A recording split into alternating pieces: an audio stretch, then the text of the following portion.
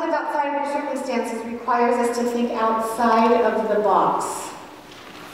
But how in the world do you think outside of the box in the midst of a circumstance that seems to be sucking you into a box of depression, worry, anxiety, stress, circumstances such as broken relationships, financial burdens, loss of a loved one, unrelenting illnesses?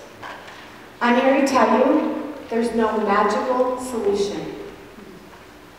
There's no pixie dust and poof, you're up and out of it. However, I'm also here to tell you it's pretty simple. So if you have your programs, go ahead and open them up and follow along with me, because the first fill in the blank is about to be coming up with me. The answer to living outside your circumstances is actually in here, and I'm not talking New Age.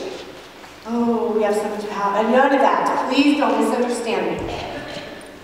You must acquire an eternal perspective to rise above your external circumstance. You need an eternal perspective. How many of you have gone to a going away party? Raise your hand. Have you ever gone to a going away party? When you go to a going away party, it's kind of bittersweet. You're excited for that person. Usually it's somebody you know pretty well. And you're kind of bummed because it probably means that you're not going to see them as well, or as much. But let me take you to what may have been the very first going away party, and probably the most talked about, the Last Supper. This party was a private one.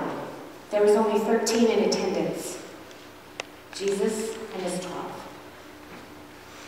But what took place at that party was for you and for me.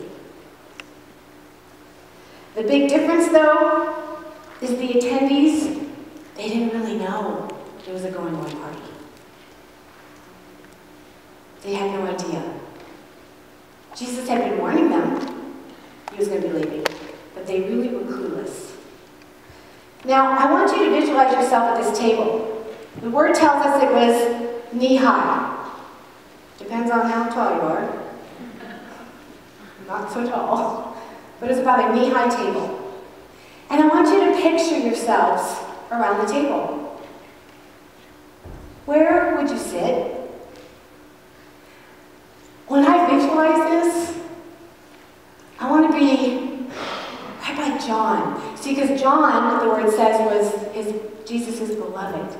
So it was John and Jesus. I'd like to be on the other side of Jesus if I could, but, you know. So we're all on the floor, and at the head of the table is Jesus himself, and he's giving some last-minute words of encouragement. Some advice that is actually a matter of abundant life or spiritual death. This is advice that will help you maintain an eternal perspective. And here it is. It's John 16:33.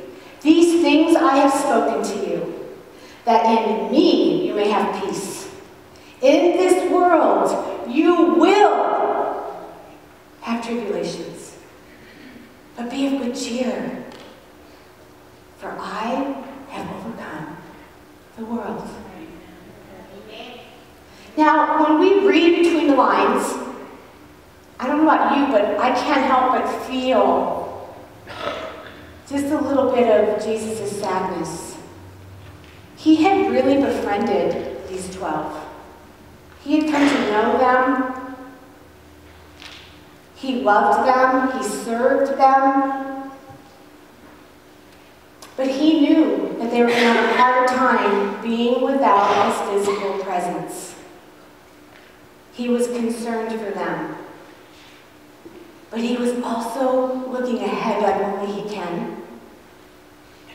And he was including us in this Last Supper.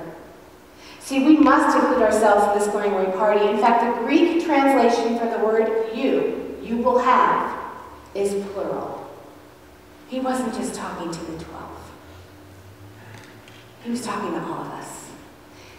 And I find so much hope in that. So why acquire an eternal perspective?